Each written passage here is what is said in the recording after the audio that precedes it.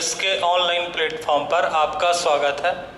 मध्य प्रदेश समान अध्ययन में हम मध्य प्रदेश की जो पॉलिटी थी, पॉलिटी से संबंधित जो हमारा लास्ट टॉपिक है वह है मध्य प्रदेश के विभिन्न आयोग। इसके पहले हमने मध्य प्रदेश में पंचायती राज अधिनियम पढ़ा, 73वां संविधान संशोधन, और उसके बाद फिर 74वां संविधान संशोधन, जिसमें हमने स्थानीय या नगरीय निकायों के बारे में चर्चा की।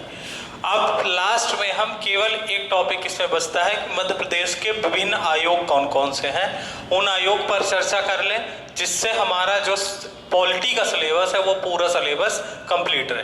ठीक है, एक चीज हमारी जो हमारा आप कह लीजिए कि पंचायतों और नगरीय निकायों से संबंधित है, नगरीय निकायों से संबंधित एक आर्टिकल था, आर्टिकल 243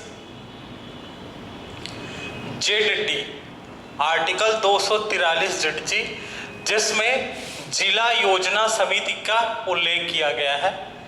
जिला योजना समिति, इस पर थोड़ा सा हम चर्चा कर लें, फिर हम मध्य प्रदेश के विभिन्न आयोग पर चलते हैं। जिला योजना समिति को इंग्लिश में डिस्ट्रिक्ट प्लानिंग कमीशन कहते हैं। डिस्ट्रिक्ट प्लानिंग कमीशन, ठीक है, या शॉर्टकट में इसको DPC बोला जाता है। ठीक है, DPC या जिला योजना समिति। तो आर्टिकल 243D में, आर्टिकल 243 ZD में जिला योजना समिति के गठन का उल्लेख किया गया है कि प्रत्येक जिला स्तर पर एक जिला योजना समिति का गठन किया जाएगा। ठीक है ना, इस आर्टिकल को हमें ध्यान रखना है। आर्टिकल 243 ZD में जिला योजना समिति के गठन का उल्लेख किया गया है, और ये गठन जो है, ये जो आर्टिकल 243 ZD प्रोवाइड किया गया है, ये 74वें संविधान संशोधन के तहत, 74वें संविधान संशोधन के तहत आर्टिकल 243 ZD में जिला योजना समिति के गठन का उल्लेख किया गया है कि प्रत्येक जिले स्तर पर एक जिला योजना समिति का गठन किया जाएगा। इसका जो काम होगा, इसका प्रमुख कार्य जो होगा, इसका जो जिला योजना समिति क्या है, प्रत्येक जिले में काम करती है। इसका प्रमुख काम क्या होता है कि जिले में विकास योजनाओं की रूपरेखा तैयार करना।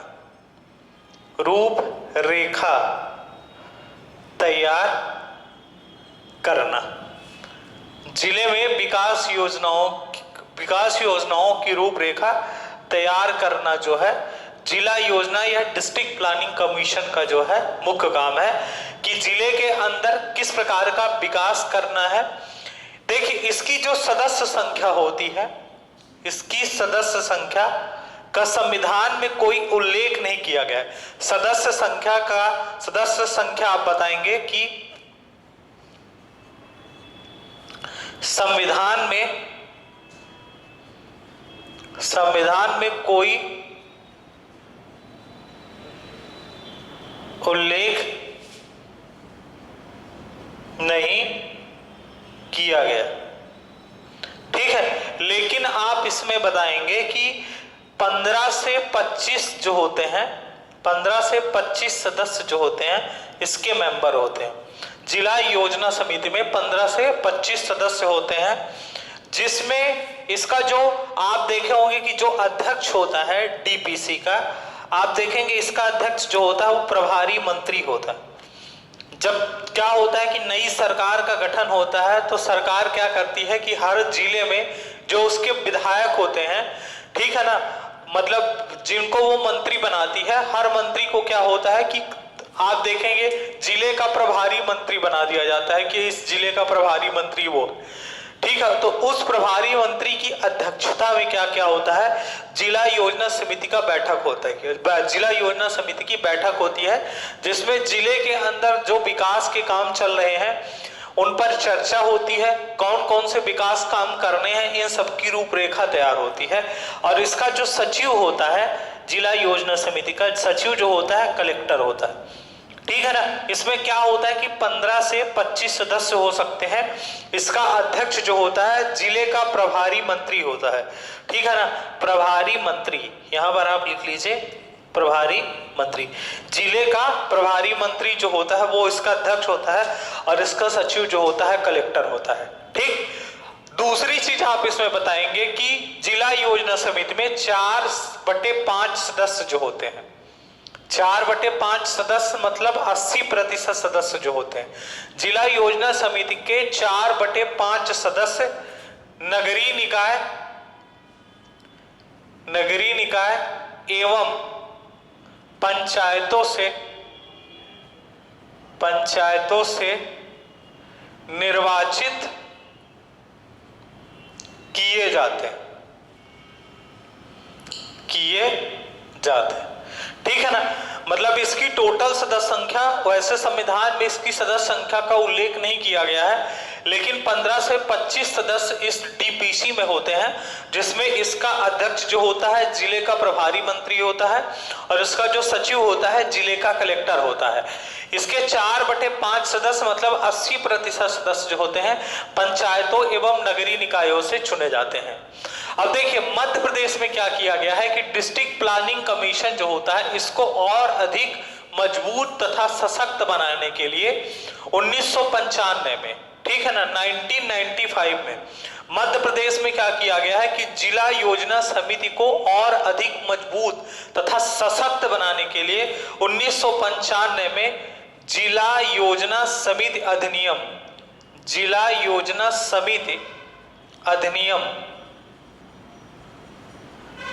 अधिनियम लागू किया गया।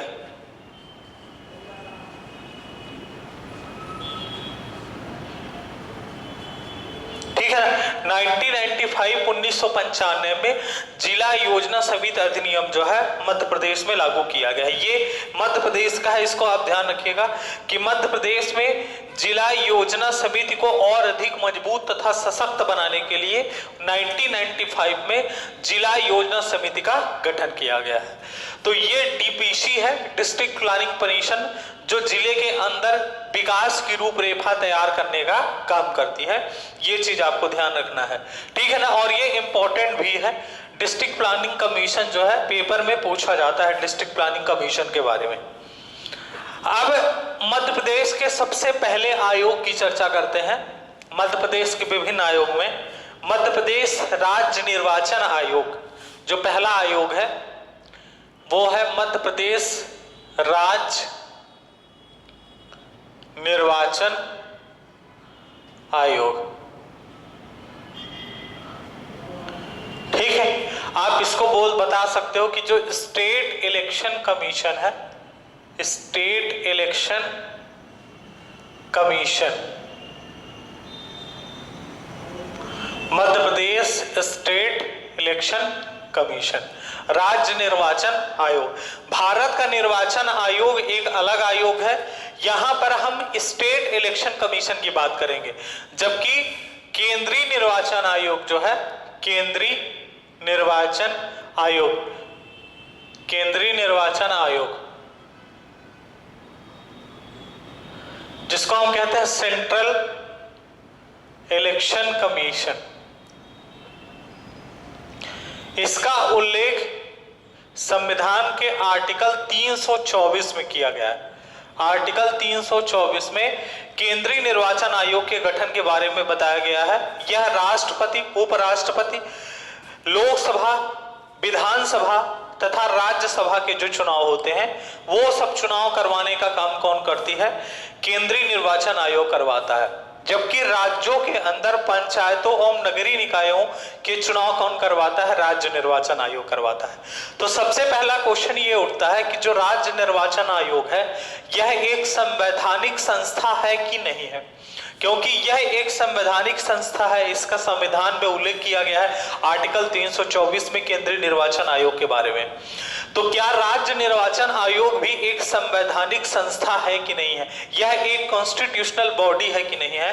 तो सबसे पहले आप यही बताएंगे कि जो राज्य निर्वाचन आयोग है यह एक संवैधानिक संस्था है, संवैधानिक संस्था है, संवैधानिक संस्था है या कॉन्स्टिट्यूशनल बॉडी। क्यों? क्योंकि आपने अभी हमने आपको जब 73वां और 74वां संविधान संशोधन बताया था तो उसमें जो हमने आर्टिकल बताए थे, आर्टिकल 243 के में पंचायतों के इलेक्शन के बारे में उल्लेख किया गया है कि पंचायतों का इलेक्शन राज्य निर्वाचन आयोग करवाएगा, और आर्टिकल 243 ZA में नगरीय निकायों के लिए इलेक्शन के बारे में बताया गया है। तो आर्टिकल 243 Z में पंचायतों और आर्टिकल 243 ZA में नगरीय निकायों, ठीक है ना, के चुनाव के बारे में बताया गया है कि इनका चुनाव कौन करवाएगा, वो राज्य निर्वाचन आयोग इनका चुनाव करवाएगा, ठीक है ना। मतलब आप ये कह सकते हैं कि 73वें एवं 74वें संविधान संशोधन के तहत, 73वें एवं 74वें संविधान संशोधन के तहत, 73वें एवं 74वें संविधान संशोधन अधिनियम 1993 के तहत राज्य निर्वाचन आयोग का गठन किया गया। राज्य निर्वाचन आयोग का गठन किया गया, ठीक है ना।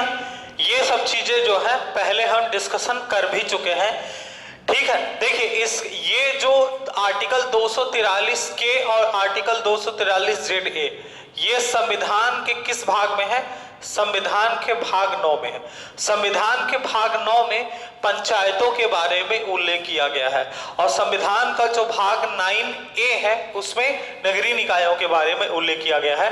तो आप सीधे सीधे ये कह सकते हैं कि संविधान के भाग 9 तथा 9A में आर्टिकल 243 के तहत पंचायतों के इलेक्शन की जिम्मेदारी और आर्टिकल 243 ZA के तहत नगरीय निकाय के इलेक्शन की जिम्मेदारी कौन का है? राज्य निर्वाचन आयोग के ऊपर है। राज्य निर्वाचन आयोग जो है इसका चुनाव करवाता है। अब देखिए ये जो राज्य 73वां और 74वां संविधान संशोधन था वो राज्यों के लिए क्या था? बाध्यकारी था, और इसलिए जो 73वां और 74वां संविधान संशोधन था उसका जो अनुसरण करने वाला राज्य था वो भारत का पहला राज्य कौन था? मध्य प्रदेश था। तो आप बताएंगे मध्य प्रदेश ने 19 जनवरी, डेट नोट करिएगा, 19 जनवरी 1994 को राज्य निर्वाचन आयोग का गठन किया। राज्य निर्वाचन आयोग का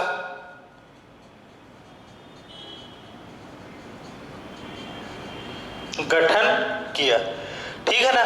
मध्य प्रदेश ने 19 जनवरी 1994 को राज्य निर्वाचन आयोग का गठन किया।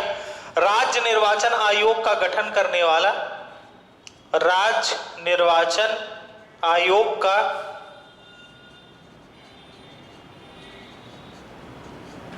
गठन करने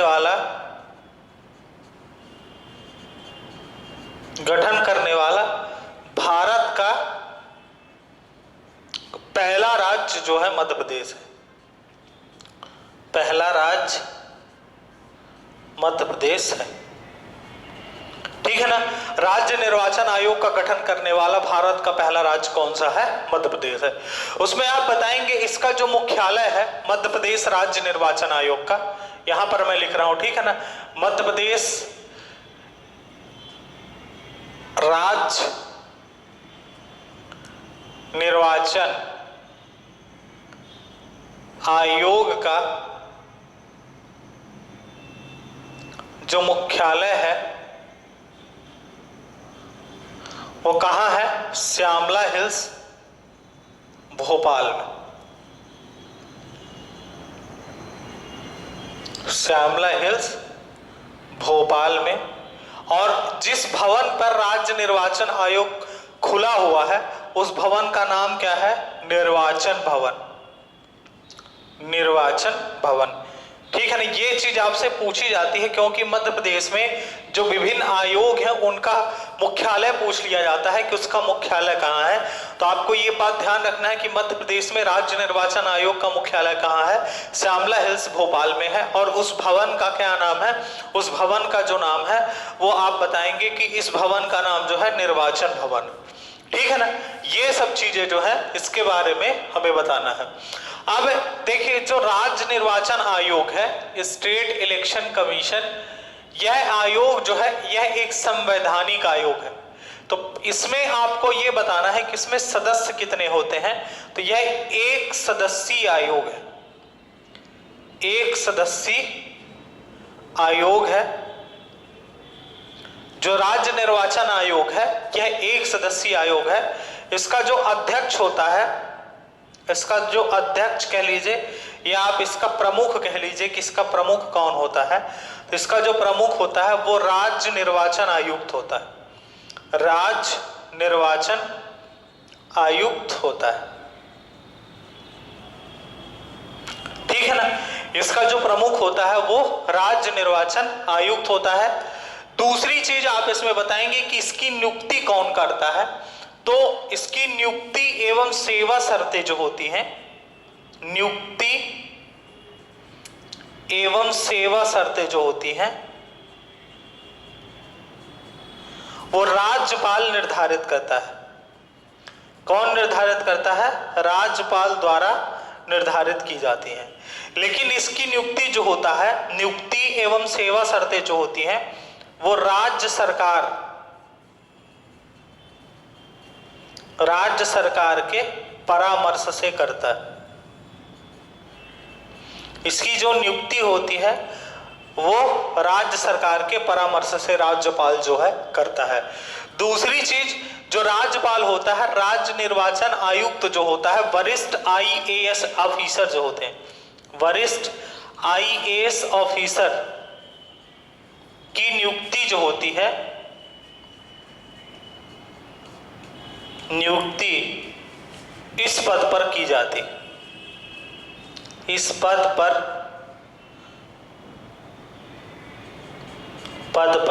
की जाती, ठीक है ना। वरिष्ठ IAS ऑफिसर की नियुक्ति जो होती है इस पद पर की जाती है।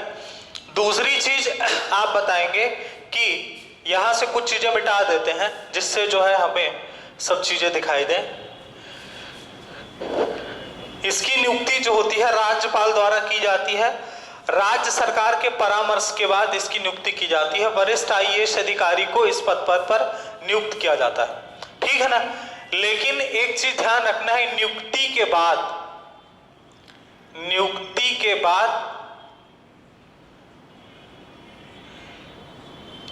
बाद जो इसकी सेवा शर्तें होती हैं राज्य निर्वाचन आयुक्त की, उस पर कोई भी अलाभकारी परिवर्तन नहीं किया जाता।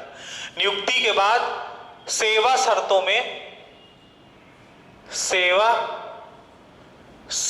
में कोई अलाभकारी परिवर्तन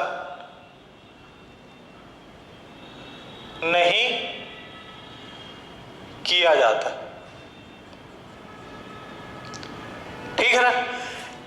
कोई भी अलाभकारी परिवर्तन जो है, मतलब ये होता है कि जब, क्योंकि इसकी जो सैलरी होती है वो सैलरी, नियुक्ति और सेवा शर्तें, नियुक्ति का मतलब क्या होता है कि इसकी नियुक्ति जैसे मान लीजिए 6 साल के लिए कर दी गई, क्योंकि इसका जो कार्यकाल होता है, इसका कार्यकाल क्या होता है, इसका कार्यकाल 6 साल या 62 वर्ष होता है। तो जैसे मान लीजिए क्या होगा कि कोई भी सरकार ने इसकी नियुक्ति कर दी, नियुक्ति करने के बाद अगर सरकार बदल गई तो राज्य निर्वाचन आयुक्त को सरकार बदल नहीं देगी। क्यों? क्योंकि इसकी जब नियुक्ति की जाती है तो ये कंफर्म रहता है कि 6 साल के लिए नियुक्ति की गई है। कोई भी राज्य निर्वाचन आयुक्त को हटाया तभी जा सकता है क्योंकि इसकी जो हटाने की प्रोसेस है वो प्रोसेस उसी प्रकार है जिस प्रकार हम उच्च न्यायालय के न्यायाधीश को हटाते हैं, मतलब महाभियोग द्वारा। और वह एक जटिल प्रक्रिया है, वो प्रक्रिया इतनी आसानी से हो नहीं पाती है। तो ये बात कंफर्म रहती है कि इसका कार्यकाल 6 साल होगा या 62 वर्ष की एज में वो रिटायर हो जाएंगे। तो अगर कोई नई सरकार आती है तो वो उस राज्य निर्वाचन आयुक्त को नहीं हटा पाएगी। इसीलिए इसका काम क्या है, राज्य निर्वाचन आयुक्त का काम यह है कि राज्य के अंदर जो पंचायतों और नगरीय निकायों के चुनाव होते हैं उसको निष्पक्ष चुनाव करवाना। क्यों? क्योंकि अगर ये राज्य सरकार के नक्शे कदम पर काम करेगा तो ये निष्पक्ष चुनाव नहीं करवा पाएगा। इसीलिए इसकी जो सेवा शर्तें होती हैं, मतलब इसका कार्यकाल कितने साल रहेगा, इसको सैलरी कितनी मिलेगी, इसको वेतन कितना मिलेगा, इसको जो भत्ता मिलेगा, उस पर कोई भी अलाभकारी परिवर्तन नहीं किया जा सकता। मतलब इसकी सैलरी वेतन भत्ते घटाए नहीं जा सकते हैं, बढ़ाए जा सकते हैं, बढ़ाने में दिक्कत नहीं है, लेकिन घटाए नहीं जा सकते। ये बात ध्यान रखना है कि इसकी सैलरी वेतन भत्ते जो है इसको घटाया नहीं जा सकता। इसका कार्यकाल जो होता है वो कैसा होता है, 6 साल या 62 वर्ष होता है। अब इसको हटाया कैसे जाया जाएगा, देखिए, या तो ये त्याग पत्र दे दे ऑटोमेटिक, और ये त्याग पत्र किसको देगा, ये त्याग पत्र जो है राज्यपाल को देगा। त्याग पत्र किसको देगा, राज्यपाल को देगा। और अगर त्याग पत्र नहीं दिया जाता तो इसको हटाया कैसे जाएगा, तो हाई कोर्ट के न्यायाधीश की तरह, जिस प्रकार हाई कोर्ट के न्यायाधीश को हटाया जाता है, मतलब आप ये कह सकते हैं कि महाभियोग द्वारा। अब महाभियोग की प्रक्रिया कहाँ चलती है, संसद में चलती है। तो महाभियोग की प्रक्रिया के तहत हम इसको हटा सकते हैं, लेकिन ये एक प्रोसेस क्या हो जाएगा, बहुत कठिन प्रोसेस है। महाभियोग की प्रक्रिया जो है ये एक जटिल प्रक्रिया है। तो राज्य निर्वाचन आयुक्त जो होता है, एक सदस्यीय आयोग है। राज्य निर्वाचन आयुक्त की नियुक्ति, सेवा शर्तें राज्यपाल निर्धारित करता है राज्य सरकार के परामर्श से।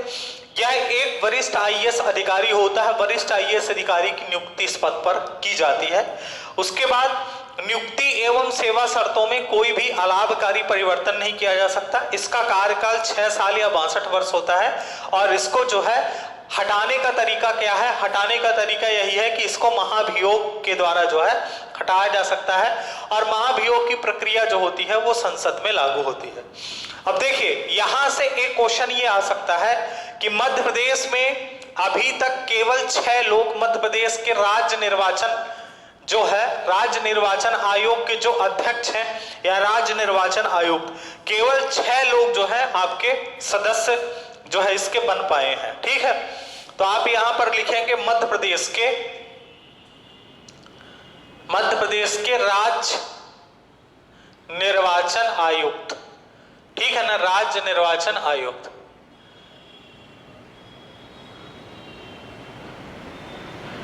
मध्य प्रदेश के राज्य निर्वाचन आयुक्त। इसमें जो पहले इसके अध्यक्ष हैं वो आप बताएंगे, जो इसके पहले अध्यक्ष हैं श्री एनबी लोहानी।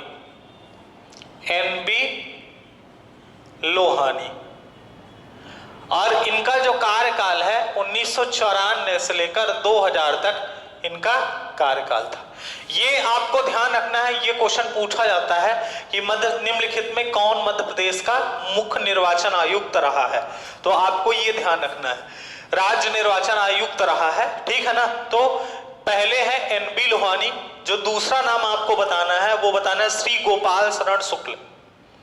श्री गोपाल शरण शुक्ल, गोपाल शरण शुक्ल।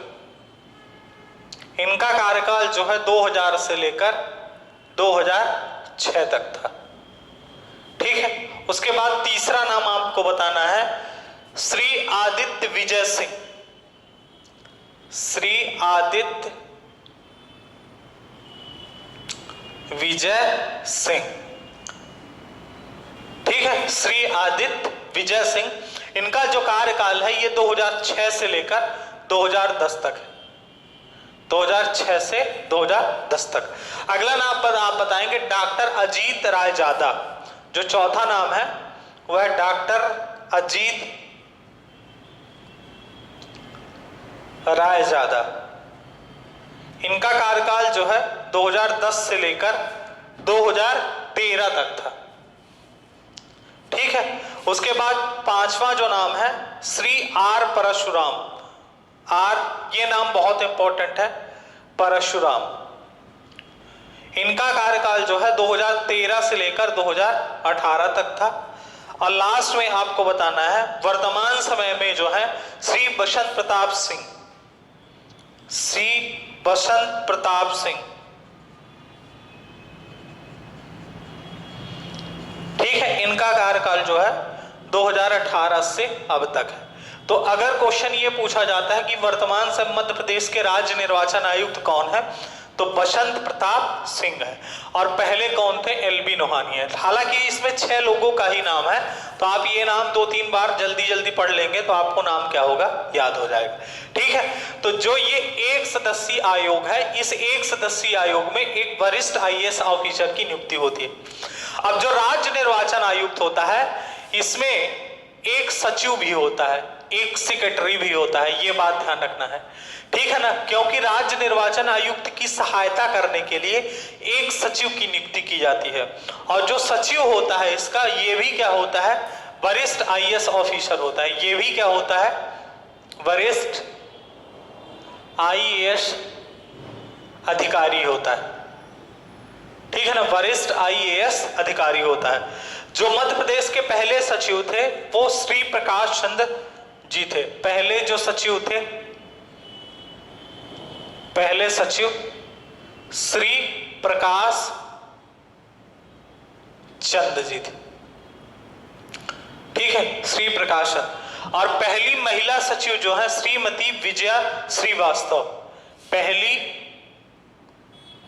महिला सचिव जो है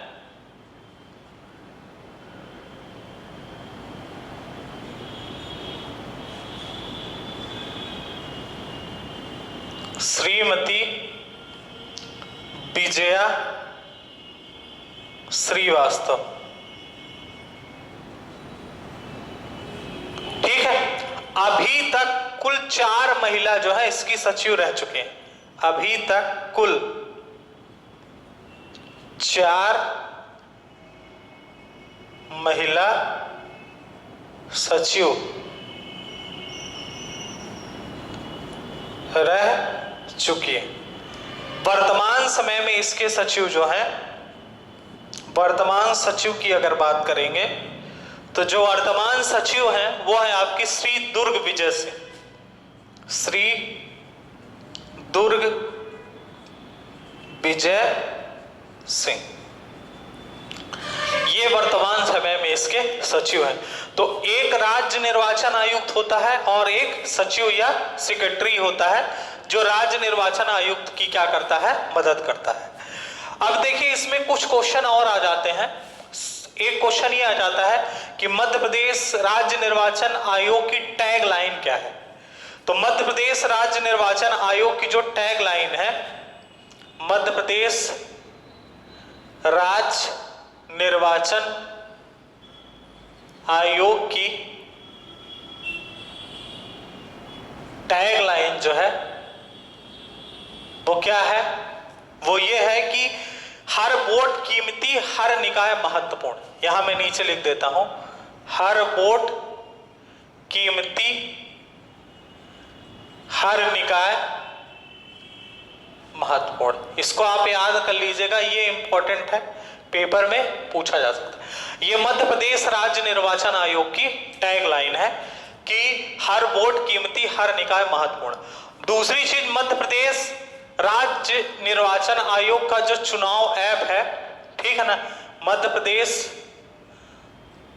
राज्य निर्वाचन आयोग का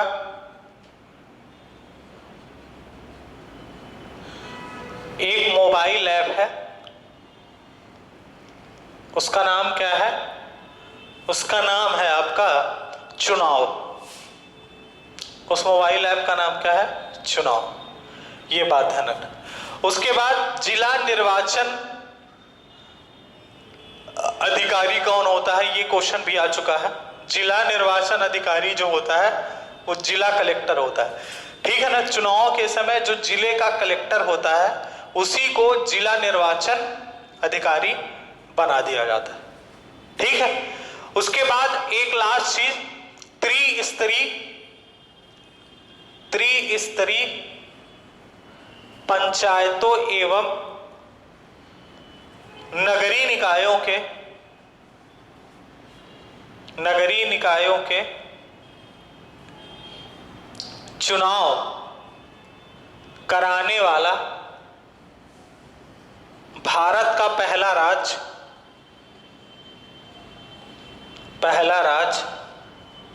मध्य प्रदेश। ठीक है ना। त्रिस्तरीय पंचायतों एवं नगरीय निकायों के चुनाव कराने वाला भारत का पहला राज्य मध्य प्रदेश है। 15 अप्रैल 1994 को प्रथम अधिसूचना जारी की गई थी चुनाव के लिए। प्रथम अधिसूचना जारी, पंचायतों के चुनाव के लिए पहली बार जो अधिसूचना जारी की गई थी ये 15 अप्रैल 1994 को की गई थी। ये सभी चीजें मध्य प्रदेश राज्य निर्वाचन आयोग के बारे में हमें बतानी है और सभी चीजें महत्वपूर्ण है। जो भी चीजें हमने आपको यहाँ पर बताई है वो सब क्वेश्चन के रूप में आपको मिलेंगे। एक लास्ट चीज हम यहाँ पर देखेंगे कि मध्य प्रदेश राज्य निर्वाचन आयोग के काम क्या है, इसके काम क्या है, क्या क्या काम ये करता है। ठीक है, तो इसके काम क्या है। सबसे पहला काम इसका ये है कि यह अपने निर्देशन,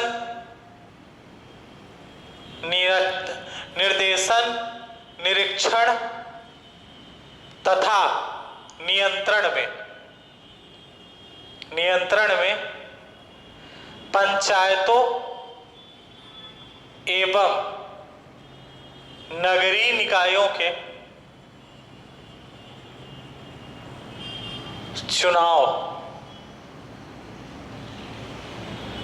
करवाता है। ठीक है ना। यह अपने निर्देशन, निरीक्षण तथा नियंत्रण में पंचायतों एवं नगरीय निकायों के चुनाव करवाता है। दूसरी चीज आप बताएंगे कि चुनाव के लिए यह क्या करता है, मतदाता सूची तैयार करता है। मतदाता सूची तैयार करना। ठीक है, चुनाव के लिए क्या करता है, मतदाता सूची तैयार करता है। तीसरा आप इसका काम बताएंगे कि चुनाव क्षेत्रों का परिसीमन करना। चुनाव क्षेत्रों का परिसीमन करना। ठीक है ना। चुनाव क्षेत्रों के लिए क्या करता है, परिसीमन करने का काम करता है। ठीक है। उसके बाद उम्मीदवारों के लिए आचार संहिता तैयार करना, या उम्मीदवारों के लिए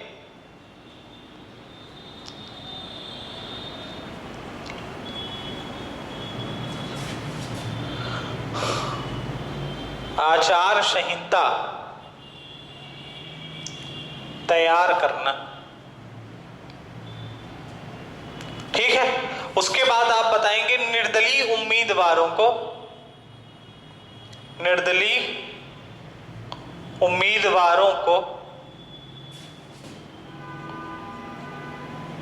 चुनाव चिन्ह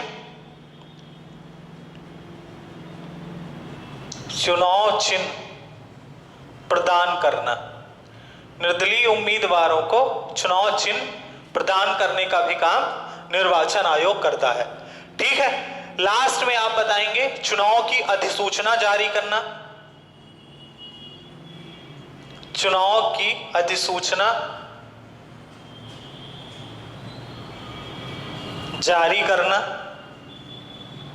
और लास्ट में मतगणना करवाना।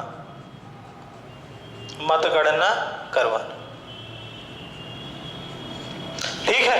ये सभी काम किसके हैं, ये राज्य निर्वाचन आयोग जो है उसके काम है। ठीक है ना। सभी काम वही है जो केंद्रीय निर्वाचन आयोग के काम है। ठीक है ना, कि अपने निर्देशन, निरीक्षण तथा नियंत्रण में क्या करता है, नगरीय निकाय एवं पंचायतों के चुनाव करवाता है, पंचायतों के चुनाव, नगरीय निकायों के चुनाव की जो मतदाता सूची होती है उस मतदाता सूची को तैयार करता है, चुनाव क्षेत्रों का परिसीमन करता है, उम्मीदवारों के लिए आचार संहिता तैयार करता है, निर्दलीय उम्मीदवारों को चुनाव चिन्ह प्रदान करता है, चुनाव की अधिसूचना जारी करता है और लास्ट में क्या करता है कि जब वोटिंग हो जाती है तो उसके बाद मतगणना करवाता है। ठीक है, तो ये सभी जो है आपके मध्य प्रदेश निर्वाचन आयोग के प्रमुख कार्य हैं। तो इतनी जानकारी आपको मध्य प्रदेश निर्वाचन आयोग के बारे में बतानी है। इसके बाद जो आयोग हैं उनकी चर्चा जो है हम नेक्स्ट क्लास में करेंगे। धन्यवाद।